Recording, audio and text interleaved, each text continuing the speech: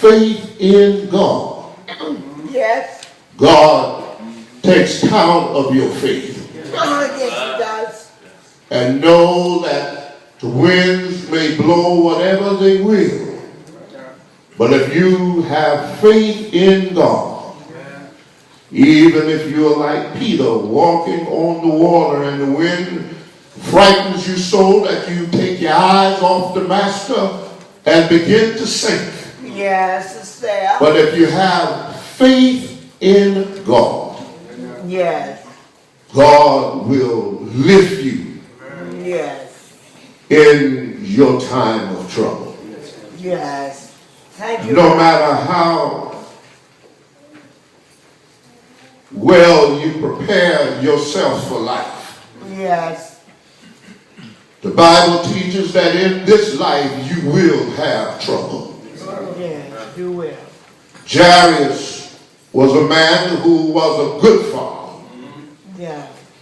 Jairus was not slothful, but he worked hard and earned a position in life. Yeah. Jairus was not just a member of the synagogue who attended every now and then, but Jairus was a leader in the synagogue. Yes, thank you, Lord. Words say that he was a leader. Yes. It is amazing that no matter what your status is in life, it does not immune your life from trouble. Jairus was not a poor man. Jairus, as leader of the synagogue, even had servants to attend duties that he would assign them to. Yeah. But I want you to know, folks, in this life, there's some things that nobody can do for you but yourself. Jairus could have called one of his servants and say that my little girl is sick. And I want you to go and find this teacher, this rabbi, this new preacher in town. Go and find this man called Jesus and tell him that my daughter is ill and I need him to come to my house. But some assignments you can't give to anybody else. I can recall, and I shared it with you, and I will not give you the details of it today. But I remember when our oldest son had injured himself there in the house in Greenville. I knew that I could have called 911. But I figured by the time I dialed the phone, I could be on my way to the hospital. And when Greenville finally stopped me somewhere along by the Greenville Auditorium and told me that, well, we can call the EMS from here, but I pleaded my case and told them that I really need to make it to the hospital. And for whatever reason, God moved that officer's hand and allowed me to go on to the hospital. What I'm trying to tell you is that a father that has faith will do for his child what nobody in this world will do. Yes, sir. Sometimes you have to forget about your position. Yeah. Jairus could have been high-minded and say, because I am who I am, I can send somebody to tell this preacher to come and pray for and heal my daughter.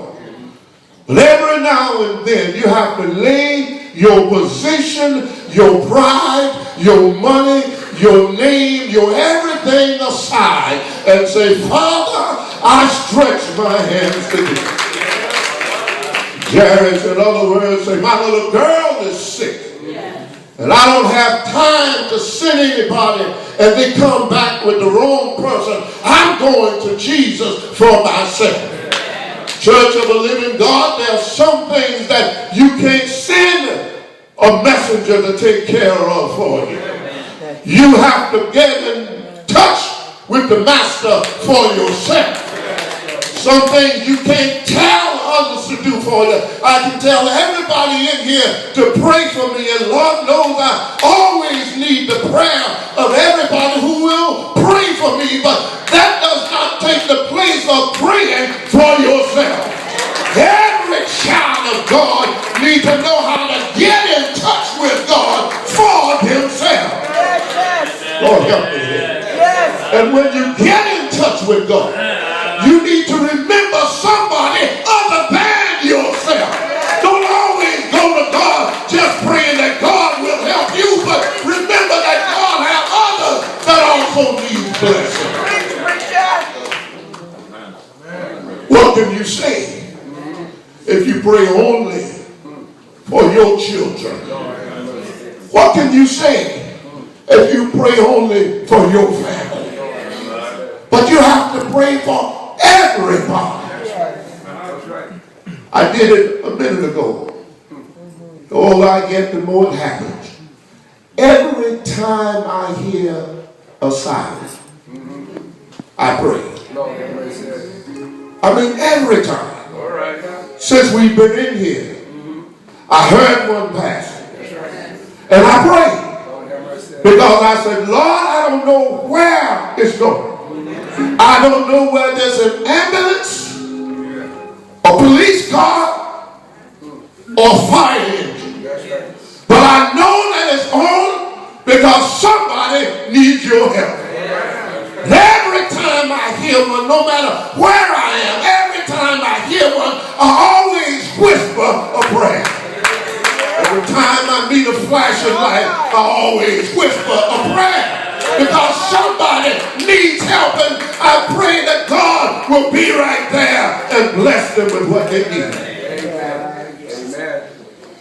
I don't enter a restaurant and eat my food. Whether I say it out aloud or in my heart, I pray for every person in that restaurant. Because everybody in there stands in need of something. Sometime when you're praying, it looked like help is not coming. You see, Jairus had already talked with Jesus. Notice I skipped the part in that passage. The part that I skipped was where Jairus and Jesus was on his way, or their way, I should say, to Jairus' house. But they had what I heard my elementary principal call in a word at his wife's funeral. He talked about a divine interruption. Sometimes you can be on your way, but then something gets in the way. But everything that gets in the way is not always from the hand of the devil. Sometimes it is from the hand of the Lord, and I call it a divine interruption. Amen. You see, Lord help me here. Jairus was on his way. Jesus was going with him. On his way to heal his little girl, and all of a sudden, Jesus stopped. The reason Jesus stopped was because there was a woman in the crowd with an issue of blood. And she reached out and touched the hem of Jesus' garment. And Jesus stopped where he was. Now just imagine, if you were that father, and Jesus had already consented to go to your house, and you can't wait to get him there because you know that your daughter's life is slipping away. And while you're on your way, you're so glad that you got Jesus on the way, and all of a sudden he stops. And turns around and says, somebody touch me. That's right. I would imagine Jairus is about to lose his mind. Can't you see him on the sideline being eager? Come on, master, it's time to go. My little girl's life is slipping away. But Jesus said, somebody touch me. There's a strange juxtaposition in this text. That little girl was 12 years old. And this woman had been suffering for 12 long years. What are you saying, preacher? There's trouble on both sides of town. Trouble in the young folks. Trouble in the older folks. There's trouble on all sides of town. 12 years of hemorrhaging. Jesus said, I got to stop. Jairus' daughter had only been on the face of this earth 12 years. It was just 12 years ago he was telling everybody, I got a new baby girl. But Jesus is a God of everybody. Those who are suffering, those who are young, those who are old, those who are in between. Jesus is a God of all people. Jesus said, Jairus, I know you want me to go to your house, but right here, right now, somebody needs me, and I'm going to help her. But don't you worry, I got enough for you and for her. Lord have mercy. So he stopped, and he took care of the woman. But notice, nowhere in the text, I said, imagine Jairus' eagerness. But nowhere in the text does it say that Jairus is pulling on Jesus, saying, come on, Jesus. Sometimes you have to have patience. Lord, help me here. Sometimes you just have to wait on the Lord. You just have to stand still and let the Lord move in his own time and in his own way. You just have to wait on the Lord. Jairus just stood there. And then to compound his grief, go ahead now. Something else happened.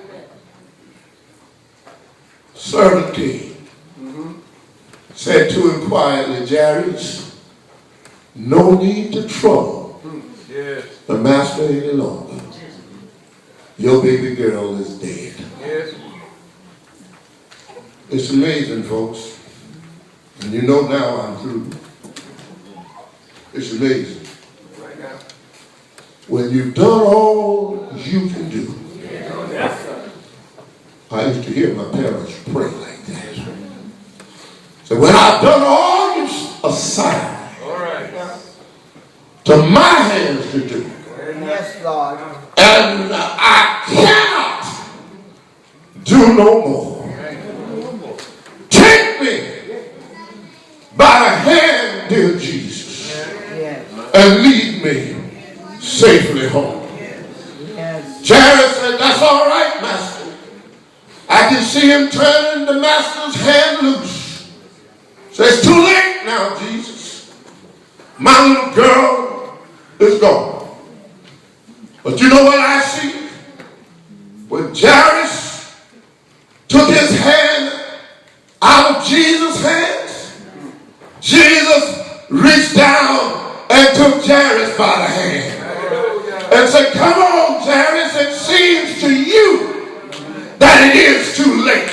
But I want you to know that what is impossible for man is very possible for God. Say, come on, I'm going to your house, Jairus. And when he got to his house, he called a little girl by her name, and she rose up and gave her new strength in the body. Folks, don't you ever give up on God. No. If you got a faith-filled father today, you got something. The judge might have already sentenced you, and you might be already behind bars in some prison land. But if you got a father praying for you, God has the power to unlock the prison door. Your mind may be confused this morning, but if you be like Jairus and say, I'm going to wait on Jesus, don't know how long I have to wait, but I'm going to wait on Jesus. Don't know how it's going to go, but I'm going to wait on Jesus, because I know he has all power. Jesus has all power in his holy and righteous hand. God can and God will take care of his children. Not just some of his children, all of his children. So if you're here today and you got friends, pray for them. But even sinners do that. If you want to really pray today, pray for your enemies, that God will touch and save their hearts. Then you are praying. If you pray only for your deliverance, that's a sorry prayer. But if you pray for the deliverance of God's children everywhere, you are praying. Thank God for praying fathers. Thank God for praying fathers. Amen.